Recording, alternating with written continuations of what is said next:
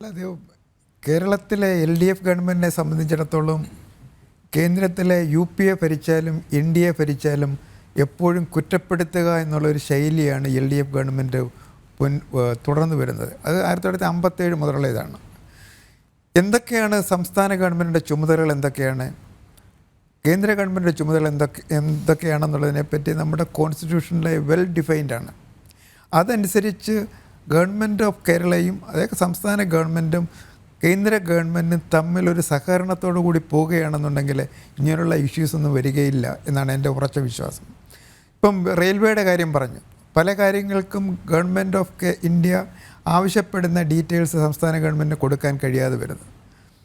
കാരണം ഇപ്പം ഇന്ന് തന്നെ റെയിൽവേ മന്ത്രി പ്രഖ്യാപിച്ചിരിക്കുന്നത് 2744 കോടി രൂപയുടെ റെയിൽവേ വികസനമാണ് കേരളത്തിൽ പ്രഖ്യാപിച്ചിട്ടുള്ളത്. അത് ഗവൺമെൻറ് ഓഫ് ഇന്ത്യക്ക് മാത്രമായിട്ട് ചെയ്യാൻ പറ്റുന്നതല്ല. ഇപ്പം ലൈൻ ഡബിളിംഗ് ആണെന്നുണ്ടെങ്കിൽ ലാൻഡ് അക്വയർ ചെയ്ത് കൊടുക്കേണ്ടത് സംസ്ഥാന ഗവൺമെൻറ്റാണ്. ബാക്കിയുള്ള ഫെസിലിറ്റീസൊക്കെ സപ്പോർട്ടിംഗ് ഫെസിലിറ്റീസ് പ്രൊവൈഡ് ചെയ്യേണ്ടുന്നത് സംസ്ഥാന ഗവൺമെൻറ്റാണ്. അപ്പോൾ ആ ലാൻഡ് അക്വയർ ചെയ്ത് കൊടുത്തതിന് ശേഷം ഗവൺമെൻറ് ഓഫ് ഇന്ത്യ കേരളത്തിന് തരുന്നില്ല എന്ന് പറഞ്ഞു കഴിഞ്ഞാൽ തീർച്ചയായിട്ടും നമ്മൾ ഒരു ന്യായീകരണമുണ്ട്. ഇത് ഗവൺമെൻറ് ഓഫ് ഇന്ത്യ തരുന്നില്ല എന്ന് സ്ഥിരമായിട്ട് പറഞ്ഞുകൊണ്ടിരിക്കുകയാണെന്നുണ്ടെങ്കിൽ തീർച്ചയായിട്ടും അത് ഗവൺമെൻറ്റിനെ സംബന്ധിച്ചിടത്തോളം അവരുടെ ചുമതലകളിൽ നിന്നുള്ള ഒരു ഒളിച്ചോട്ടം മാത്രമാണ്. ഇപ്പം ക്ഷീരവികസനത്തിൻ്റെ കാര്യം പറഞ്ഞു. ഇപ്പോൾ ക്ഷീരവികസനത്തിലാണെന്നുണ്ടെങ്കിൽ 2021 മുതൽ ഗവൺമെൻറ് ഓഫ് കേരള പറയുന്നു പാലുൽപാദനത്തിൽ ഞങ്ങൾ സ്വയം പര്യാപ്തത കൈവരിക്കും. പക്ഷേ ഇന്ന് 2024 ഏകദേശം 4 വർഷം കഴിഞ്ഞ് 50% പോലും ഉൽപ്പാദിപ്പിക്കാൻ കേരള ഗവൺമെൻറ്റിന് കഴിയുന്നില്ല. കാരണം നമ്മുടെ കോസ്റ്റ് ഓഫ് പ്രൊഡക്ഷൻ വളരെ കൂടുതലാണ്. ഇപ്പം ഫീഡിൻ്റെ കാര്യത്തിലാണെന്നുണ്ടെങ്കിലും മറ്റ് ഏതിലാണെന്നുണ്ടെങ്കിലും അതിനെ കുറ്റം പറഞ്ഞിട്ട് കാര്യമില്ല. നമ്മളുടെ ഉൽപ്പാദന ചെലവ് കുറച്ച് ഇൻപുട്ട് കോസ്റ്റ് കുറച്ച് ഉൽപ്പാദന ചെലവ് കുറച്ച് ലാഭകരമാക്കി മാറ്റാൻ കഴിയുമെന്നുണ്ടെന്നുണ്ടെങ്കിൽ തീർച്ചയായിട്ടും ക്ഷീര വികസനം കേരളത്തിന് സാധ്യമാണ്. ഇപ്പം ഇന്ത്യയിൽ ഏറ്റവും കൂടുതൽ പാൽവില കൊടുക്കുന്ന ഒരു സംസ്ഥാനമാണ് കേരളം. ഇപ്പോൾ ഒരു ലിറ്ററിന് നമ്മൾ മാർക്കറ്റിൽ പോയി മേടിക്കുകയാണെങ്കിൽ 52 രൂപ കൊടുക്കണം. അതിലേകദേശം 48 രൂപയും സംസ്ഥാന ഗവൺമെൻറ് കർഷകർക്ക് കൊടുക്കുന്നതാണ്. എന്നിട്ട് പോലും കേരളത്തിലെ ക്ഷീര കർഷകരുടെ പ്രശ്നം പരിഹരിക്കാനായിട്ടുള്ളൊരു ശ്രമം സംസ്ഥാന ഗവൺമെൻറ്റിൻ്റെ ഭാഗത്തുനിന്ന് ഉണ്ടാകുന്നില്ല. ഇപ്പം നെൽകൃഷിയാണെന്നുണ്ടെങ്കിൽ അതേപോലെ തന്നെ ഇപ്പം നെൽകൃഷിയിൽ നമുക്കറിയാവുന്നതാണ്, നെല്ല് സംഭരണം വരുന്ന അവസരത്തിൽ കർഷകരുടെയൊക്കെ സമയത്ത് അവരുടെ നെല്ല് സംഭരിച്ച് കാശ് കൊടുക്കുക അല്ലെങ്കിൽ പണം കൊടുക്കാനായിട്ടുള്ള സാഹചര്യം ഇവിടെയില്ല. ഇപ്പോൾ റബ്ബർ കൃഷിക്കാരുടെ കാര്യം എടുത്തു.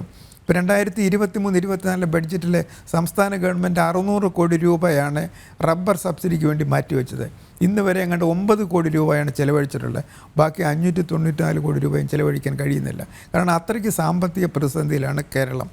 അങ്ങനെ സാമ്പത്തിക പ്രതിസന്ധിയിൽ ഉൾപ്പെട്ടിട്ടുള്ള കേരളത്തിന് ഗവൺമെൻറ് ഓഫ് ഇന്ത്യയിൽ നിന്ന് കിട്ടുന്നില്ല എന്ന് പറഞ്ഞ് അവരുടെ ചുമതലകളിൽ നിന്നും സ്വയം ഒഴിഞ്ഞു മാറാനുള്ള ശ്രമം മാത്രമാണ് കേരള ഗവൺമെൻറ് കാണിച്ചുകൊണ്ടിരിക്കുന്നത്. അപ്പോൾ ഇതിൻ്റെ മാത്രമല്ല, റബ്ബറിൻ്റെ മാത്രമല്ല, നെല്ലിൻ്റെ മാത്രമല്ല, ഏത് മേഖല എടുത്തു കഴിഞ്ഞാലും ഇപ്പം ഉദാഹരണത്തിന് നേരത്തെ പറഞ്ഞതുപോലെ 2023-24 ബഡ്ജറ്റിലെ 1 ലക്ഷം കോടി രൂപ സംസ്ഥാനങ്ങൾക്ക് 50 വർഷ സൗജന്യമല്ല ഇൻട്രസ്റ്റ് ഫ്രീ ലോണായിട്ട് കൊടുക്കാമെന്ന് പറഞ്ഞു. ഇപ്പം കേരള ഗവൺമെൻറ്റിന് 1150 കോടി രൂപ ഗവൺമെൻറ് ഓഫ് ഇന്ത്യ അനുവദിച്ചു കൊടുത്തിട്ട് ഏകദേശം 3 മാസത്തിൽ കൂടുതലായി. ഇന്ന് വരെ ഒരു വ്യക്തമായ പ്രോജക്റ്റ് സമർപ്പിക്കുവാൻ കേരള ഗവൺമെൻറ് കഴിഞ്ഞിട്ടില്ല. പിന്നെ 2 മാസം മാത്രമേ ഉള്ളൂ. ഇതിനകം എങ്ങനെ പ്രോജക്റ്റ് കൊടുത്ത് അപ്രൂവൽ മേടിച്ച് അതെങ്ങനെ നടപ്പിലാക്കാൻ കഴിയുമെന്നുള്ളതിനെപ്പറ്റി കേരള ഗവൺമെൻറ് യാതൊരു വ്യക്തതയുമില്ല. 2024-25 ബഡ്ജറ്റിലും ഗവൺമെൻറ് ഓഫ് ഇന്ത്യ ധനകാര്യമന്ത്രി പറഞ്ഞിരിക്കുന്നത് 1 ലക്ഷം കോടി രൂപയുടെ interest free loan government of Kerala കൊടുക്കും. 1 ലക്ഷം കോടി രൂപ ഇൻട്രസ്റ്റ് ഫ്രീ ആയിട്ട് സംസ്ഥാനങ്ങൾ കൊടുക്കുന്നുണ്ട്. അതിൻ്റെ ഒരു വിഹിതം കേരള ഗവൺമെൻറ് കിട്ടും. അപ്പോൾ അവർ പ്രോജക്റ്റ് തയ്യാറാക്കി വെക്കുക, ഗവൺമെൻറ് ഓഫ് ഇന്ത്യയുടെ ഡിക്ലറേഷൻ വന്നാൽ ഉടനെ ആ പ്രോജക്റ്റുമായിട്ട് പോകുക, സംസാരിക്കുക. അതെ, തീർച്ചയായിട്ടും. അപ്പോൾ ഇത് മാത്രമല്ല, റോഡിൻ്റെ കാര്യം മാത്രമല്ല, പോർട്ടിൻ്റെ കാര്യം മാത്രമല്ല, ഏതിലാണെന്നുണ്ടെങ്കിലും ഇപ്പോൾ ആകെ അവർക്ക് പറയാനുള്ളത് ധനകാര്യ കമ്മീഷൻ കേരളത്തിന് അർഹപ്പെട്ട വിഹിതം തരുന്നില്ല. ഇപ്പം നമുക്ക് വായ്പ എടുക്കുന്നതിന് പരിധി നിശ്ചയിക്കുന്നു. ഈ 2 കാര്യങ്ങൾ മാത്രം പറഞ്ഞുകൊണ്ട് ഇന്ത്യൻ ഗവൺമെൻറ് യൂണിയൻ ഗവൺമെൻറ്റിൻ്റെ നയങ്ങളെ വിമർശിച്ചുകൊണ്ട് ഗവൺമെൻറ് ഓഫ് ഇന്ത്യ തരുന്ന പണം ചെലവഴിച്ച് അതിൻ്റെ അക്കൗണ്ട് സബ്മിറ്റ് ചെയ്ത് ഗവൺമെൻറ് ഓഫ് ഇന്ത്യയിൽ നിന്ന് കിട്ടാനുള്ള തുക വാങ്ങിക്കാനുള്ള ഒരു ആത്മാർത്ഥമായ ശ്രമം കേരള ഗവൺമെൻറ് ചെയ്യാൻ കഴിയുന്നില്ല. ഇപ്പോൾ ഉദാഹരണത്തിന് ഇപ്പം നാഷണൽ ഹെൽത്ത് മിഷൻ്റെ കാര്യം നേരത്തെ ഇവിടെ പറഞ്ഞു. അതേപോലെ തന്നെ വിദ്യാഭ്യാസ മേഖലയിലെ സർവ്വശിക്ഷാ അഭിയാൻ്റെ കാര്യം പറഞ്ഞു. അങ്ങനെ പല കാര്യങ്ങളും, നെല്ല് സംഭരണത്തിൻ്റെ കാര്യം പറഞ്ഞു.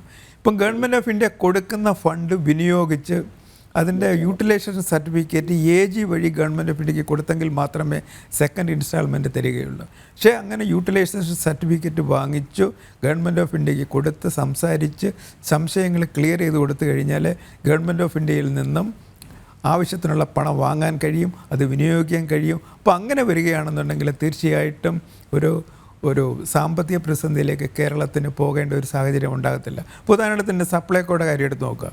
2023-24 ബഡ്ജറ്റിൽ ഗവൺമെൻറ് ഓഫ് ഇന്ത്യ സംസ്ഥാന ഗവൺമെൻറ് 2000 കോടി രൂപയാണ് വിലക്കയറ്റ നിയന്ത്രണത്തിന് വേണ്ടി സപ്ലൈകോയ്ക്ക് കൊടുക്കുമെന്ന് പറയുന്നത്.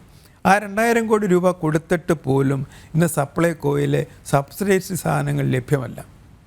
ഏകദേശം 1825 കോടി രൂപയുടെ കുടിശ്ശികയാണ് സപ്ലൈകോ വിതരണക്കാർക്ക് കൊടുക്കാനുള്ളത്. അപ്പോൾ തന്നെ ബഡ്ജറ്റിൽ 2000 കോടി രൂപ മാറ്റിവെക്കുന്നു ഇൻഫ്ലേഷൻ കൺട്രോളിന് വേണ്ടി. അതേപോലെ തന്നെ അത് ചിലവാക്കുന്നില്ല. എന്നിട്ട് ഭവിഷ്യ വസ്തുക്കളെ വില കുറച്ച് സബ്സിഡൈസ്ഡ് റേറ്റിൽ ഉപഭോക്താവിന് കൊടുക്കാൻ കഴിയുന്നില്ല. ഇപ്പോൾ ഇതൊരു 1-2 ഉദാഹരണങ്ങൾ മാത്രമാണ് പറഞ്ഞത്. അങ്ങനെ സ്വന്തമായിട്ടുള്ള ചുമതലകൾ ചെയ്യാൻ കഴിയാത്തൊരു സാഹചര്യത്തിൽ വരികയും അതിൻ്റെ ഉത്തരവാദിത്തം ഏറ്റെടുക്കാതെ ഗവൺമെൻറ് ഓഫ് ഇന്ത്യ തരുന്നില്ല അല്ലെങ്കിൽ വിഹിതം വെട്ടിക്കുറയ്ക്കുന്നു അല്ലെങ്കിൽ വായ്പാ പരിധി താഴ്ത്തിക്കൊണ്ടുവരുന്നു എന്നുള്ള പൊതു പല്ലവി ഉയർത്തിക്കൊണ്ട് എത്ര നാൾ ഈ സാമ്പത്തിക പ്രതിസന്ധിയായിട്ട് കേരള ഗവൺമെൻറ് പോകാൻ കഴിയും എന്നുള്ളതിനെ പറ്റിയാണ് ഈ കേരളത്തിലെ ഗവൺമെൻറ്. അപ്പോൾ 8-ാം തീയതി അവിടെ ധർണ നടക്കുന്നുണ്ട്, ഡൽഹി ധർണ നടക്കുന്നുണ്ട്. അതുകൊണ്ട് പ്രശ്നം പരിഹരിക്കുമെന്ന് നമുക്ക് പറയാൻ പറ്റത്തില്ല. സുപ്രീം കോടതിയിൽ കേസ് കൊടുത്തിട്ടുണ്ട്, അതുകൊണ്ട് പരിഹരിക്കാൻ കഴിയുന്നില്ല. ഇപ്പം നമ്മൾ ഏറ്റവും നല്ല ഉദാഹരണമാണ് കേരളത്തിലെ ഗവൺമെൻറ് ഒരു നല്ലൊരു ഫെഡറൽ സംവിധാനത്തിൽ കൂടി പോവുകയാണെന്നുണ്ടെങ്കിൽ. ഇപ്പം നമുക്കൊരു ഗവർണറുണ്ട്, ഗവർണറും മുഖ്യമന്ത്രിയുടെ കണ്ടാൽ സംസാരിക്കത്തില്ല. പക്ഷേ ഇങ്ങനെ കേരളത്തിനൊരു പ്രശ്നം വന്നു കഴിഞ്ഞാൽ സാമ്പത്തിക പ്രതിസന്ധി ഉണ്ട് ഇല്ലെന്നും ആരും പറയുന്നില്ല. അങ്ങനെ ഒരു സാമ്പത്തിക പ്രതിസന്ധി ഉണ്ടായാൽ ഗവർണറുമായിട്ട് സംസാരിക്കുക, ഗവൺമെൻറ്റും മുഖ്യമന്ത്രിയായിട്ട് സംസാരിച്ച് ഒരു ധാരണയിലെത്തി ഗവൺമെൻറ് ഓഫ് ഇന്ത്യയിൽ പോയി പ്രധാനമന്ത്രിയായിട്ടോ ധനകാര്യമന്ത്രിയായിട്ടോ സംസാരിക്കുകയാണെന്നുണ്ടെങ്കിൽ തീർച്ചയായിട്ടും പരിഹരിക്കപ്പെടാവുന്ന പ്രശ്നം മാത്രമേ കേരളത്തിലുള്ളൂ. അതിന് പകരം ഗവർണറോട് സംസാരിക്കത്തില്ല, ഗവർണർ മുഖ്യമന്ത്രിയോട് സംസാരിക്കുന്നില്ല. അതിനെല്ലാത്തിനുമെതിരെ മാറ്റിവെച്ചിട്ട് സുപ്രീം കോടതിയിൽ നേരിട്ട് പോയി കേസ് കൊടുക്കുക, അതുപോലെ തന്നെ ഈ അവിടെ പോയി ധർണ നടത്തുക. ഇതാണ് നമ്മുടെ ഫെഡറൽ സംവിധാനത്തിനെ അശക്തമാക്കുന്നത്. മറ്റ് സംസ്ഥാനങ്ങളിൽ ഇങ്ങനെ ചെയ്യുകയാണെന്നുണ്ടെങ്കിൽ തീർച്ചയായിട്ടും ആ സെൻട്രൽ സ്റ്റേറ്റ് റിലേഷൻ വളരെ വഷളാവും. അപ്പം അത് മനസ്സിലാക്കാനുള്ള ഒരു ഇച്ഛാശക്തി ഗവൺമെൻറ്റിനില്ല എന്നുള്ളതാണ് എൻ്റെ വ്യക്തമായ ഒരു അഭിപ്രായം ഇവിടെ എനിക്ക് പറയാനുള്ളത്. അതിൻ്റെ പറഞ്ഞോളൂ, കംപ്ലീറ്റ് ചെയ്തോളൂ. യെസ്, ഈ സാഹചര്യത്തിൽ വേണം 2024-25 ഗവൺമെൻറ് ഓഫ് ഇന്ത്യ തയ്യാറാക്കി നടപ്പിലാക്കുന്ന ഈ വോട്ട് ഓൺ അക്കൗണ്ട്. ഞാനൊരു ബഡ്ജറ്റായിട്ട് ഞാനത് കാണുന്നില്ല, ഒരു വോട്ട് ഓൺ അക്കൗണ്ട് മാത്രം. അത് കഴിഞ്ഞ അടുത്ത 3-4 മാസത്തേക്കുള്ള ചിലവ് 2024-25 3-4 മാസത്തേക്കുള്ള ഒരു ചിലവിന് വേണ്ടിയുള്ള വിഹിതം കാണിച്ചിരിക്കുകയാണ്. ഇതൊരു ഫുൾ ബഡ്ജറ്റാണെന്ന് പറയാൻ പറ്റത്തില്ല.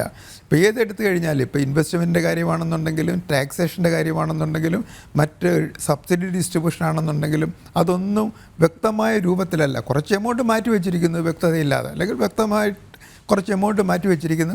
അത് 3 മാസം കഴിഞ്ഞ് ഇനി ഇലക്ഷൻ കഴിഞ്ഞൊരു ഗവൺമെൻറ് വരുന്ന അവസരത്തിൽ തീർച്ചയായിട്ടും ഒരു ഫുൾ ബഡ്ജറ്റ് അവതരിപ്പിക്കും. അപ്പോൾ ഈ വോട്ട് ഓൺ അക്കൗണ്ടിന് യാതൊരു പ്രസക്തിയില്ലാതെ വരും. അപ്പോൾ അങ്ങനെ ഒരു വ്യക്തമായ നയസമീപനമായിട്ട് ഗവൺമെൻറ് ഓഫ് ഇന്ത്യ മുൻപോട്ട് പോവുകയും അതനുസരിച്ച് സംസ്ഥാന ഗവൺമെൻറ് പ്രവർത്തിക്കുകയും ചെയ്യുകയാണെന്നുണ്ടെങ്കിൽ നമ്മുടെ ഫെഡറൽ സംവിധാനം ശക്തിപ്പെടും.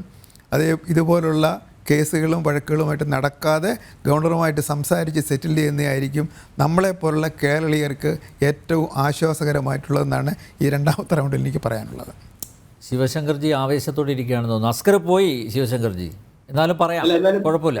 എന്നാലും നമ്മളെ കേൾക്കുന്നവരെ മനസ്സിലാക്കേണ്ട 2 കാര്യങ്ങൾ സൂചിപ്പിക്കാൻ.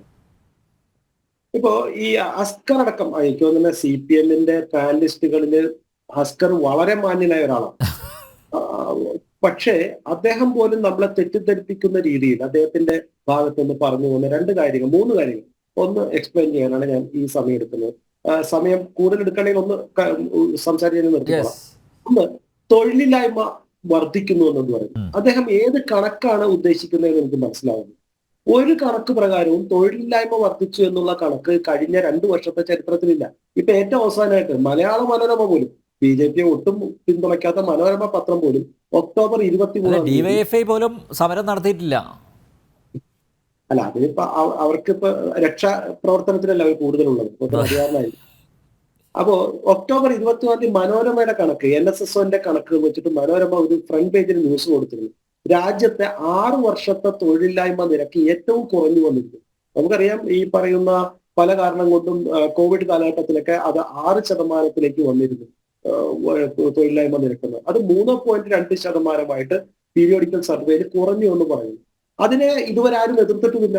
അങ്ങനെയാണെങ്കിൽ പാർലമെന്റിലോ മറ്റുള്ള പീരിയോഡിക്കൽ സർവേയിൽ ഈ കണക്ക് ശരിയല്ല എന്ന് ഏതെങ്കിലും ഇടതുപക്ഷ ബുദ്ധിജീവികൾ വെറുതെ പറഞ്ഞാലെങ്കിൽ ഞാൻ അംഗീകരിച്ചത്. പക്ഷെ അതുപോലും ഞാനൊരു കാര്യം പറഞ്ഞിട്ടുണ്ട് ശിവശങ്കർജി, അതായത് അല്ല ഇത് പറയാൻ പറ്റാത്തത് ഗവൺമെൻറ് ഓഫ് ഇന്ത്യയുടെ ഈ പറഞ്ഞ സർവേ ലേബർ സർവേ അനുസരിച്ച് ഇന്ത്യയിലെ ഈ അൺഎംപ്ലോയ്മെൻറ്റ് റേറ്റ് 4.5 ഇടയ്ക്ക് വരും. പക്ഷേ കേരളത്തിൽ 15% അൺഎംപ്ലോയ്മെൻറ്റ്. അപ്പോൾ അന്നേരം 15-കാരനും ചെന്ന് 4% കുറ്റം പറയാൻ പറ്റുമോ?